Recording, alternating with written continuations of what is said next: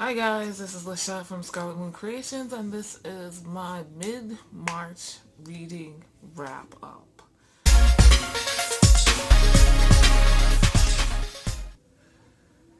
Whew. I thought about how to do this month because in the latter half of the month I have two readathons, but I just decided to go with this as is. Um, so these are the 5 books that I finished during the first half of the month of March 2020. Um, for the most part. One book was after like the halfway mark with 15th, 16th, whatever, but I'm putting it there because it's not part of the readathons and it's just easier this way.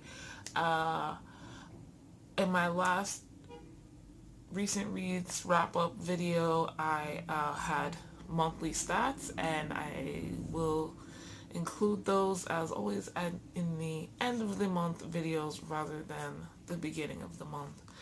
Um, so look for my monthly stats in the next videos. So let's jump into these books that I read. Just because no prompts needed. First book is Bloodbound by Patricia Briggs. This is book 2 in the Mercy Thompson series. We follow Mercy Thompson, who is a coyote shifter, not a werewolf. Big deal there. So she has a friend who's unconventional vampire, Stefan, and he asks her for a favor to basically come be his observational backup while he's trying to figure out why a new vampire that's shown up in their territory is there without, saying hello or asking permission of the local vampires. Things don't go quite as planned because that guy, he's not what any of them were expecting, and shit hits the fan. Love this series. I'm rereading it because the new book is coming out soon, and I don't believe it's book 12 that's coming out, or is out, I should say. Book 11 I haven't read yet, and for some reason I was like, yeah, it'll be fine. There's only like 5 books before. No. So yeah, this is my first time rereading the series. I own most of the books, and this is not my favorite. I'm not a huge fan of most of the vampires and the vampire politics in this series, even though if I'm gonna pick paranormal creature, vampires are my favorite in general. In this series, not the most. So, but this wasn't too bad. I like seeing more of Stefan.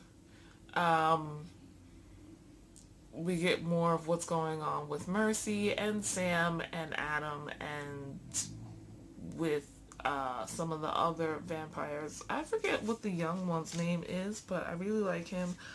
Ben reminds me of Jason Statham, or at least the characters that he often plays. So that's kind of how I see him, maybe a little more rugged and a little shorter, more stocky, but personality wise. So we get a little bit more Ben, and yeah, just overall enjoyment. Can't wait for the next one. So reread, I gave this a 4.5 stars. Also read this as part of the Pick Your Own March monthly read for Creatures Everywhere group on Goodreads. Next book is me catching up on the in-depth series. Book number 49, Vendetta and Death by J.D. Robb. This obviously is a library book. I gave this a 3.5 stars. So, this one just reminding myself. We have Lady Justice, who's going around killing men, murdering them, cutting off their uh God, why can't I remember the word?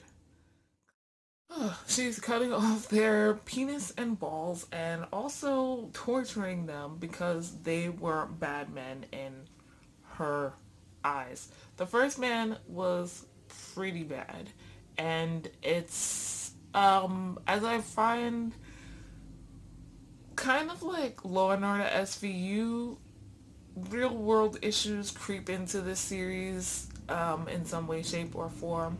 And there's no like Me Too movement equivalent, but there is the Lady Justice is this woman who is taking justice into her own hands against men who abuse women in one way, shape, or form. And it's Eve's job to find her, stop her, whatever have you. I didn't like this as much as the previous one, or maybe I liked it more. Um, I like this a little less than the previous one. Yes, just little nitpicky things here and there. It's a good entry. It's interesting. You know what it is? Okay, Eve figured out who the killer was pretty early on. She had a hunch, basically a feeling when we met the killer, and okay, that this is not the first time, but I don't feel this is not the first time that's happened, but I don't feel like the evidence added up to was shown enough. Like there wasn't enough evidence to, as we go through the course of the book, to meet up with Eve's feelings. So like I don't want to poo-poo feelings, but this is about law and order, particularly this one, because the killer is styling herself as Lady Justice. She's getting justice for herself and other women, but not legally, not by law, and not with order. And she's, and it's just that left a slightly sour taste in my mouth. Like the physical evidence and the feeling that Eve had did not match up enough to me. Like in the end, there was enough evidence for them to get a warrant and whatever. But there's always a happy ending. Eve always finds her killer. Yada yada yada. But that really kind of bothered me and brought down some points. Also, going on in here, which I do like, is we start to see Eve give Peabody more and more work on her own. So that's another shift in their work relationship. A lot of a lot of work that Eve up until now would split with Peabody or would double check on her for. Now she's just like, yeah, you do it, you got it. I don't have to like oversee you, and it's in a really subtle way, but for those of us who've been reading this and following their relationship and all of that, it's understandable and great to see Eve grow. This putting into my mind has me wondering if Peabody might break off on her own, or get another partner, or honestly the bigger thought in my head is if Eve will be promoted to another level. So we'll see, because the next book I read was Golden in Death by J.D. Robb, the 50th book in this series. This is a new release. It came out in February and I got it. I rushed to read those last two in-depth videos In Death books, Vendetta and Death, and then Loyalty. I think was it Loyalty? I don't remember. But the one before that, earlier in my last reading wrap up, just so I can read this because the library is like, here you go, you requested it, and now it's here, and I wasn't disappointed. 4.5 stars for this one. I liked how this was done. So, golden 50th anniversary, 50th book, like, I have to check back, but maybe the 25th book was like a silver thing. I don't remember. But I have to say that I appreciated that this wasn't like another huge, like, intro. Well, I mean, it is international to an extent, but Eve doesn't go anywhere. She doesn't really have to do that much on page with other uh, police forces. But this case, it could have been like, this book could have been about a case that was like the ICOF agenda or something else like so massive that it's earth shattering and affecting various industries and things like that.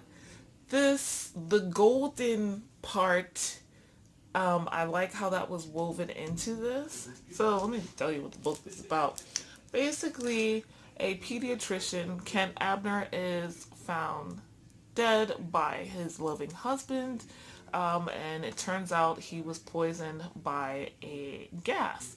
And so everybody's concerned about being exposed because it's an airborne poison, delivered in a golden egg.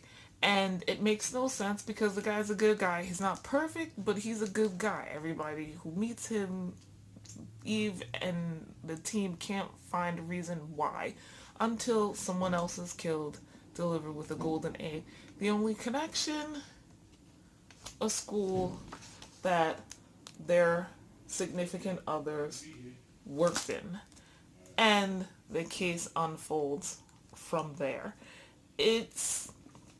I just like the subtlety of the bad guys making a bigger deal out of an old issue from school, and this being the 50th book, the golden edition, basically, like, oh, you think you're that important, but it's not. So yeah, I like this more, and there was a nice dichotomy between these two if you read them back to back. So this one's killer is more organized.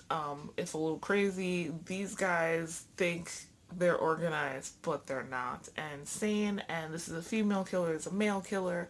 The dealing with the men who were killed, the victims in this one are not good people, whereas, I mean, very far from it. We've got rapists and extortionists and abusers who are being killed, and then we've got people who donate their time and money and attention with good intentions, who are loving, who report people like those who were killed in this one, and these are the victims here. So it's different, and it's brought up by Peabody and Eve as they think about, like, you know, the different types of victims they have to represent and get justice for. So I appreciated that, and I am now caught up. I can cross this out of the series I'd like to finish ongoing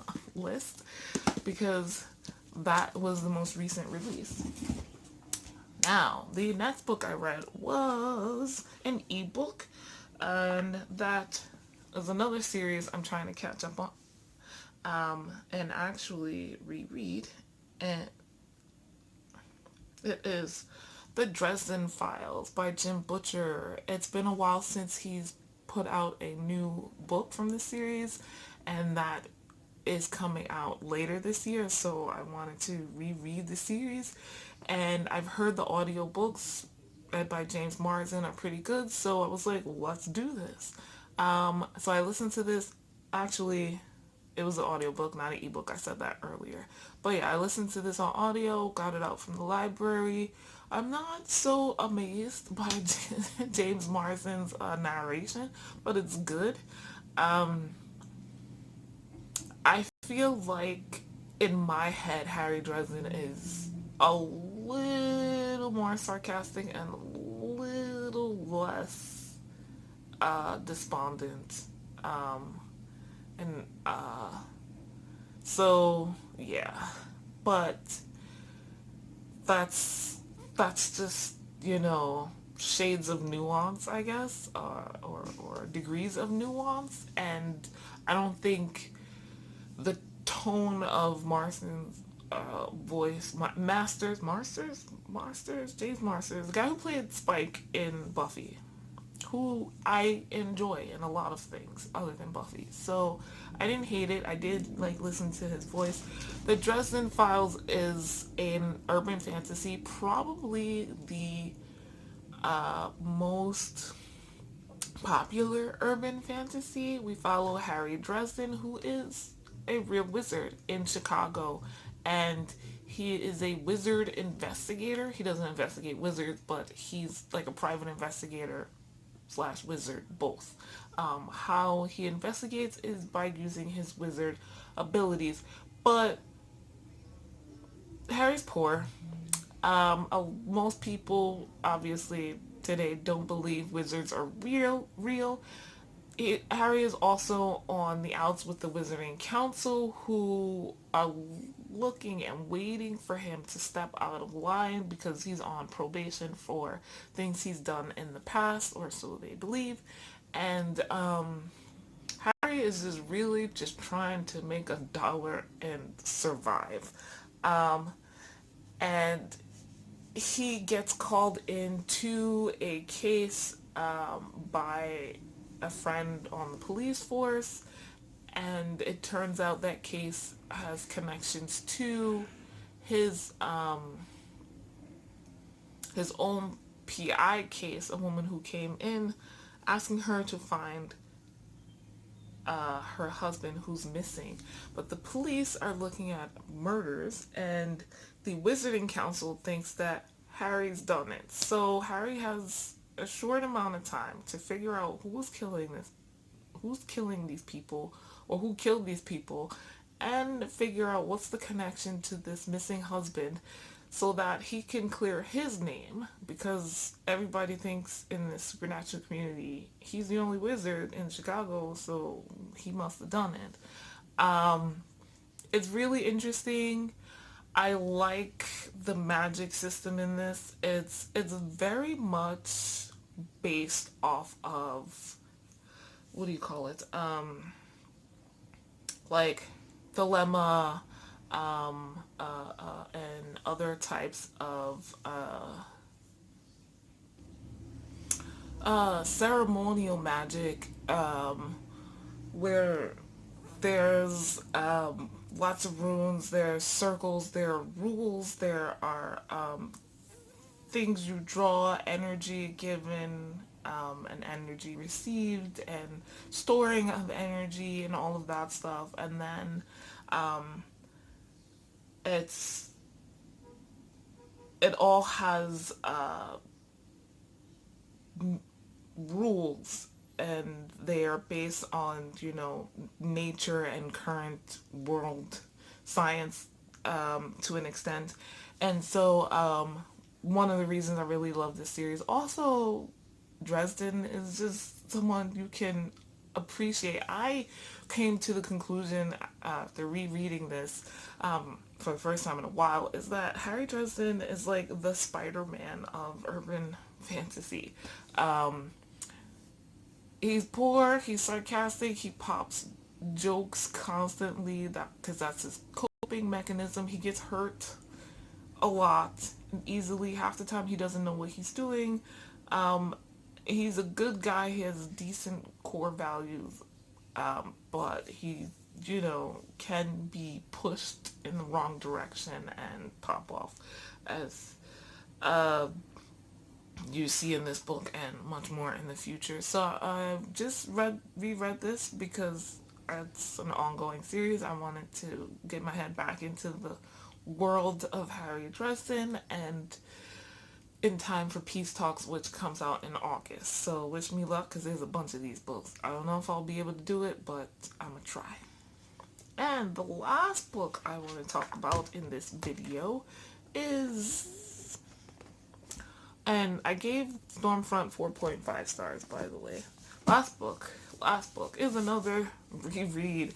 That is Harry Potter and the Goblet of Fire. I actually listened to the audiobook of this because, as I've been saying, I have not reread the Harry Potter books since the first go round. I've rewatched the movies plenty of times, but I wanted to reread and had decided, like the Dresden Files, to listen to the audiobooks this time.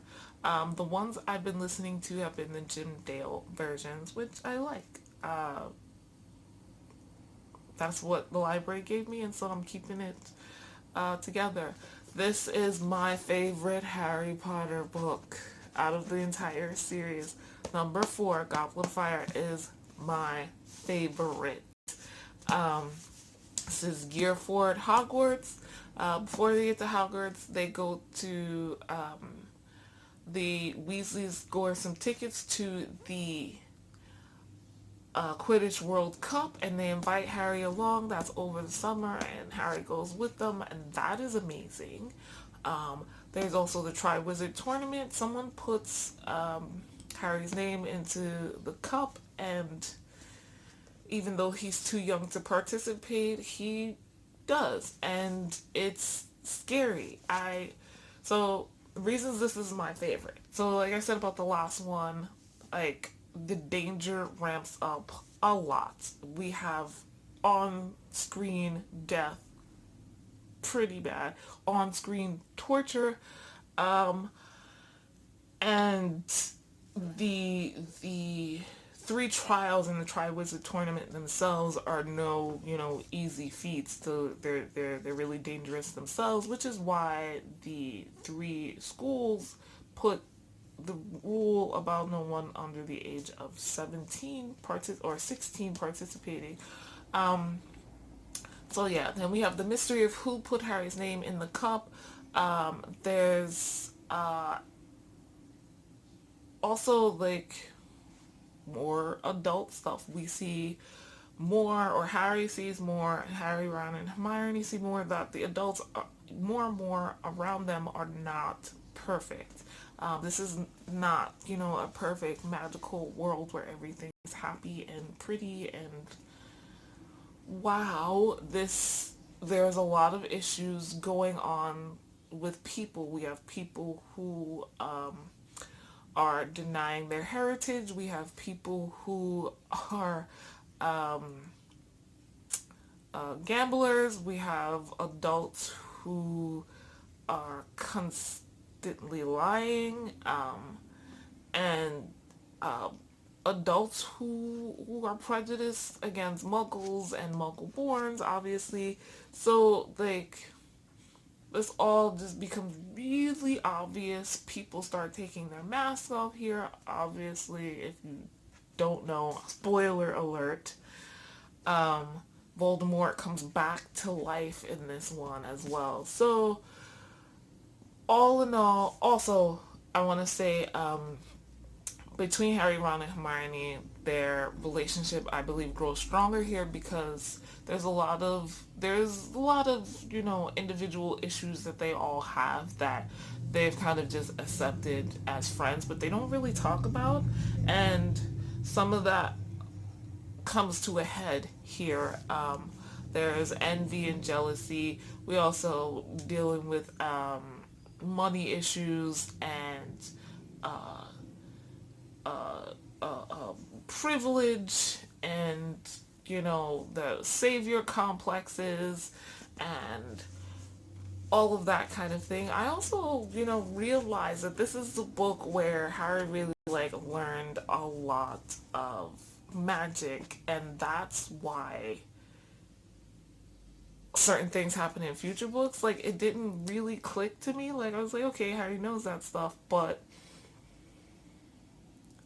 in the movies, since I've only read this once, it's kind of glossed over a little bit because, you know, montage and we gotta fit so much going on. There's a lot in here, but still, still well done. Also, the Weasley brothers, Fred and George, awesome guys. I'm rooting for them. They are amongst my favorite characters, and it's so great to see so much of them.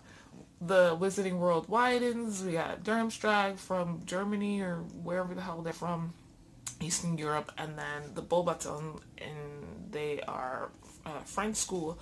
So it was interesting to see, you know, other types of wizards and how they deal with certain issues. But I love this book. The others after this are really good, but I think what makes this my favorite ultimately is the fact that all of the above that I've already said, plus the fact that this is still a mostly positive book. Like, it's like the last eighth of it where it gets really dark. And up till now, up to that point, it's all about this series. A lot of it has been about Harry discovering the Wizarding World and all of its magic and wonder and wow. And this was like the ultimate here. From here on out, it's more about survival and interpersonal things, and it's more emotional than about the magical world. So yeah. Also, I reaffirmed I did not like Amos Diggory. Yo, the man was really, just in general, from beginning to end of the book, annoying. That type of personality that feels like he knows best. He knows the most. What he assumes is what it is, and he's a good guy, but not so kind of stuck in his beliefs that he, and wanting to fight for them, that he doesn't see that the people are not against him or his son. So anyway, that was the books that I read the first half of March. 3 rereads and 2 from the same series, but I quite enjoyed them. All things that made me happy and why I was able to read so many and be prepared for the readathons. So look forward to, I'm probably going to do 2 separate videos. My Witchathon wrap-up video, which will talk about the 6 books I had on my TBR, and then my Zodiacathon wrap-up, which will talk about the 5 books I had on that TBR. And then we'll go from there. You can find my TBR videos for both of those on my channel, and I'll see you guys soon. Please stay healthy, be safe, take care of yourself, take care of your family, think of others. Physical health as well as your mental and emotional health is important, so please be mindful. I love you guys. See you in the next video.